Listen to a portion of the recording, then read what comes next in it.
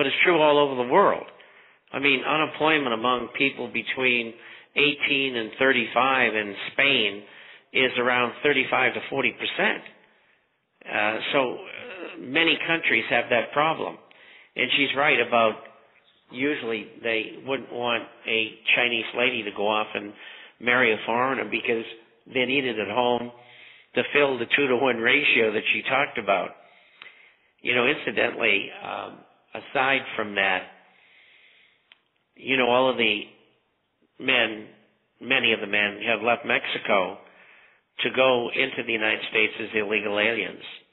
And that's been going on for 10 or 15 years in a big way. And there are some cities in Mexico where the women outnumber the men 8 and 10 to 1. Most people don't know that.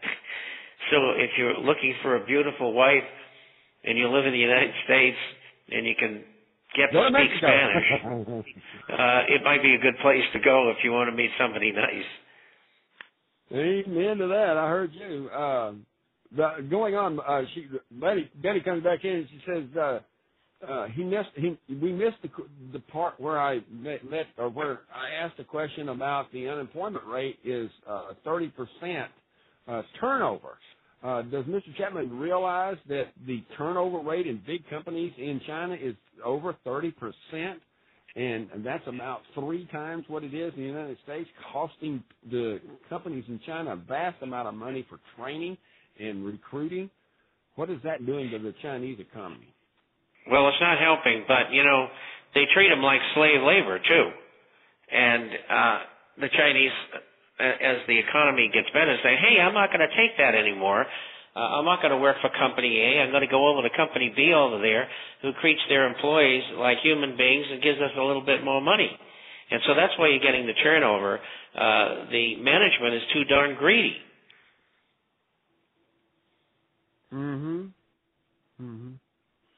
Okay, yeah, Larissa, I'll get back to that question. We have another question coming in from Europe.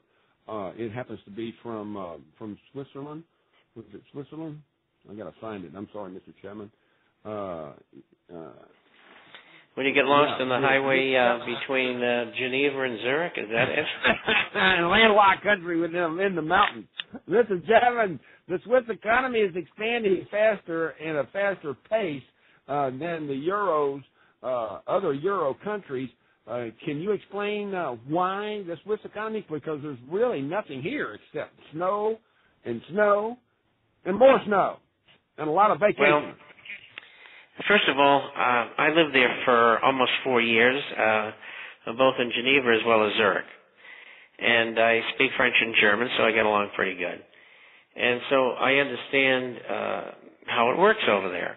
And yes, they have done very well, and they always do very well, because like the Germans, they work very smart, and that's why they've done well like the Germans have. They haven't had an advantage of a cheap currency. In dollar terms, the Swiss franc went down from about 102 down to about 116, but it turned around and came back.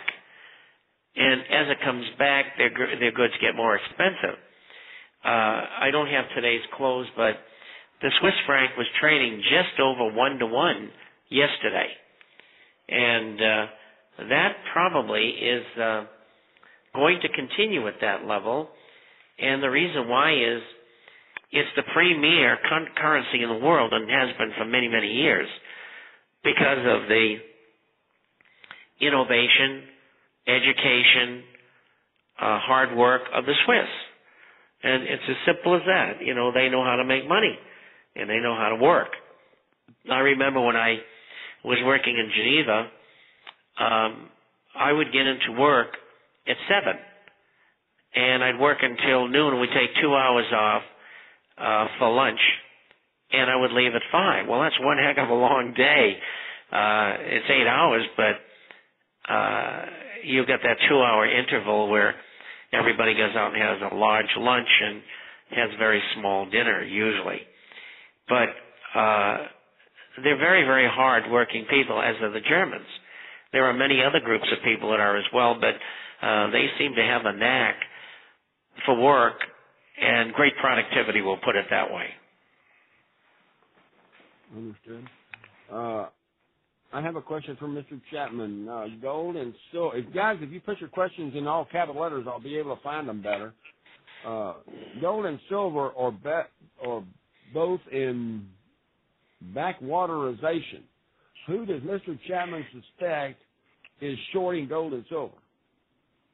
Well, that's two different total categories. Shorting gold and silver is being done by the large banks, Goldman Sachs, J.P. Morgan Chase, Citigroup, HSBC, Deutsche Bank, and they're doing it on behalf of the U.S. government for the most part. And they're trying to suppress gold and silver prices. That really doesn't have a lot to do with backwardization, is what you were trying to tell us. And backwardization is when the spot price of gold sells at a higher price than the outside month. The outside month right now is October. We're in September, so that's a spot month. Normally, the outside month will trade at a higher price. So when the September contract sells higher than the October contract, it's because somebody must have delivery, and they're willing to pay a premium to do that. And in this market today, it's usually because they're naked short, somebody wants delivery, and they got to buy gold. You got that, guys? Next question, what do you think, ask Mr. Chapman what he thinks of the manipulated markets, i.e. gold and stock market. Oh, it's dreadful. It's un-American. It's fascistic. I mean, you may as well live in the old Soviet Union. They had the same kind of markets. You know, everything's rigged. I mean, forget it. I mean, they're destroying America. And who is it? It's the Wall Street bankers and brokerage houses and insurance companies, and they don't care about the American public. Look at all the money that's been spent, trillions. It was made up out of thin air, went to the banks and those others I mentioned, so that they didn't go bankrupt, and we get to pay for it. And what do? They throw the American public a bone with virtually no meat on it.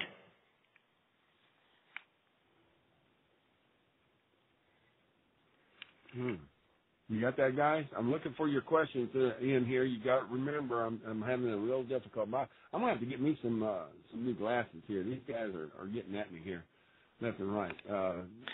Age is catching up. Yeah. Let's see here. What was the one I got? I had one on Gunther. Mr. Geithner. Mr. Geithner says China needs to let the market drive up the yuan. Does Mr. Chapman feel that the Chinese are going to let the yuan go up against the U.S. dollar? No. And Geithner's right.